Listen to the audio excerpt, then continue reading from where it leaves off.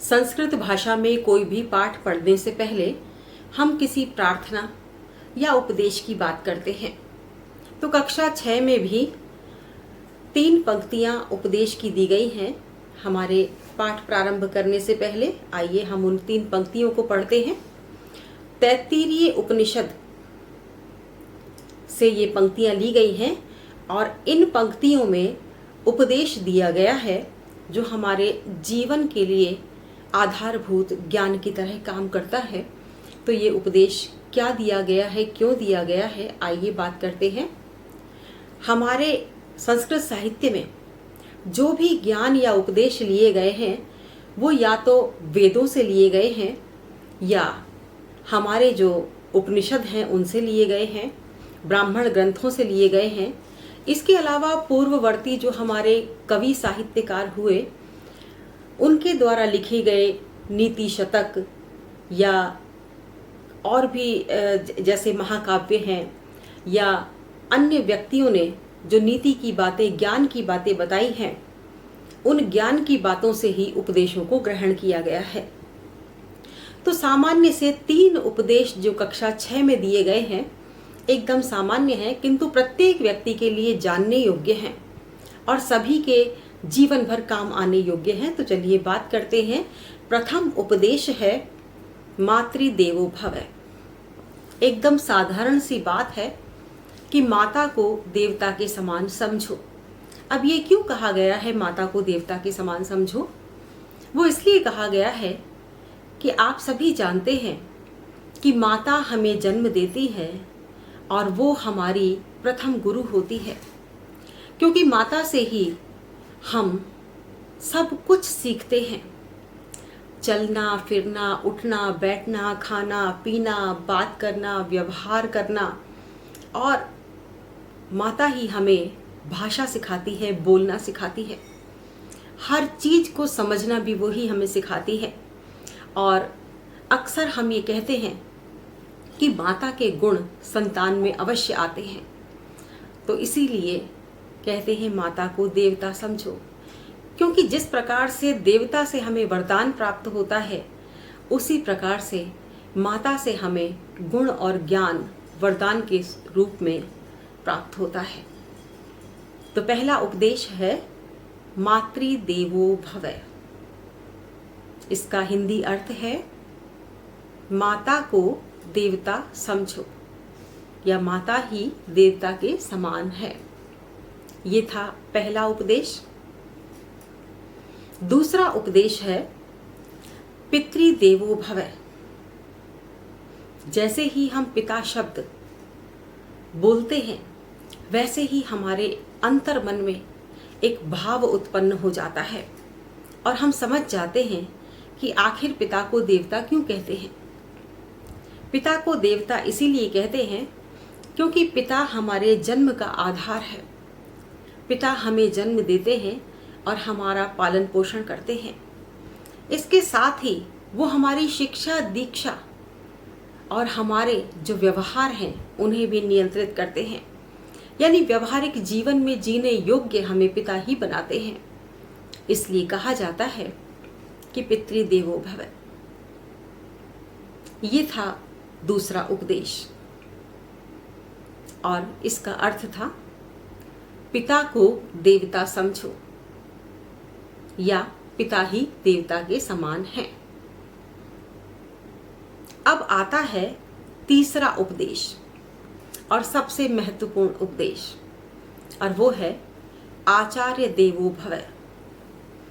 आचार्य देवो भव इसका मतलब है आचार्य को देवता के समान मानो।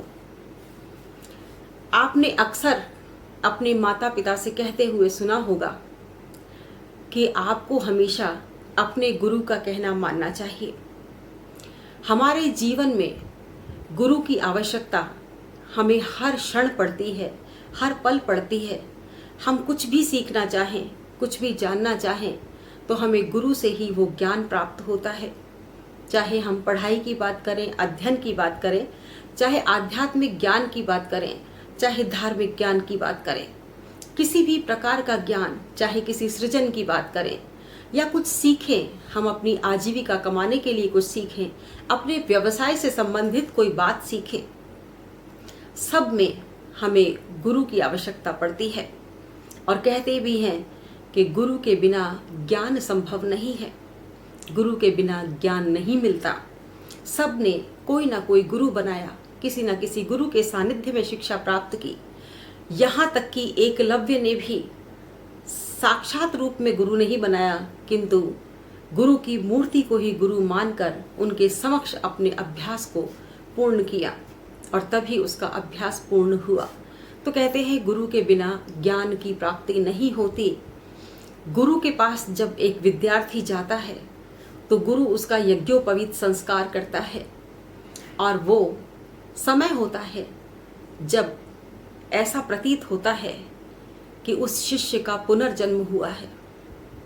और वास्तव में ये उसका पुनर्जन्म होता है, क्योंकि वो एक आधारभूत ज्ञान जो अपने परिवार से लेकर आया है, अपने संस्कार को लेकर आया है, उसके बाद एक व्यवस्थित ज्ञान देना, शिक्षा देनी, व्यवहारिक जगत की शिक्षा देनी, साथ ही साथ जीवन यापन की शिक्षा देनी, गृहस्थ जीवन किस प्रकार से उसे बिताना है, किस प्रकार से उसे व्यवसाय करना है, किस प्रकार से कलाओं को उसे सीखना है और ये सब कलाएं कब किस समय उसके काम आएंगी, इस प्रकार का व्यवहारिक ज्ञान देना, साथ ही आध्यात्मिक और धार्मिक ज्ञान देना, ये सब गुरु का काम होता है।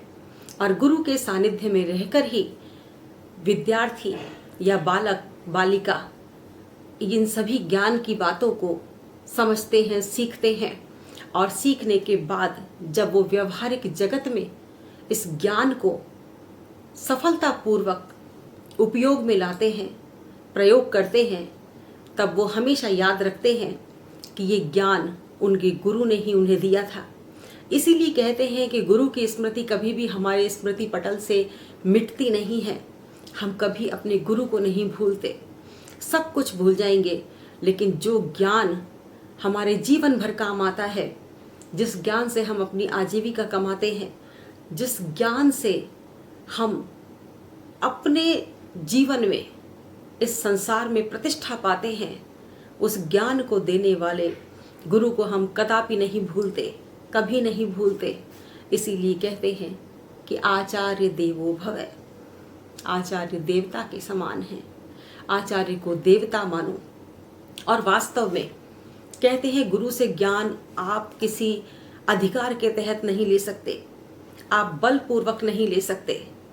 अगर गुरु चाहे तो कुछ ही क्षणों में आपको संपूर्ण ज्ञान दे दे, और गुरु ना चाहे तो लंबे समय तक आप गुरु के सानिध्य में रहें, तब भी वो आपको लेश मात्र ज्ञान न दे। सब कुछ कहते हुए भी कुछ ना कहे, सब कुछ बताते हुए भी कुछ ना बताए। तो गुरु की महिमा ऐसी है कि गुरु की शुश्रूषा से, गुरु की सेवा से, गुरु का सम्मान करने से, गुरु की बात मानने से ही हमें ज्ञान प्राप्त हो सकता है। क्योंकि ज्ञान एक ऐसी चीज है जो ये नहीं है कि गुरु उठाकर आपको दे दे और आप उसे प्राप्त कर लें।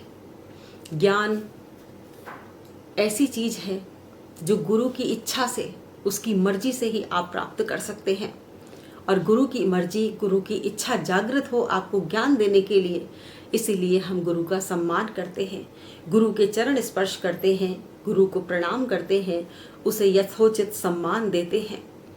तो यदि आप भी ज्ञान प्राप्त करना चाहते हैं तो निश्चित रूप से आपको गुरु को सम्मान देना चाहिए। तो इसीलिए कहते हैं आचार्य देवो भव, आचार्य देवता के समान है।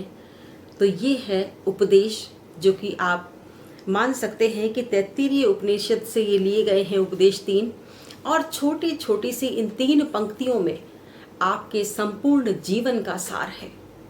तो आप ये सदैव याद रखें। एक बार फिर से हम दोहरा लेते हैं कि ये तैत्तिरीय उपनिषद की कौन सी पंक्तियां हैं। ये 3 पंक्तियां हैं जो कक्षा 6 की पुस्तक में दी हुई हैं। मातृ देवो भव, माता को देवता के समान मानो।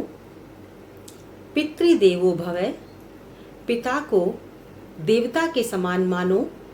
और आचार्य देवो भव, आचार्य को देवता के समान मानो।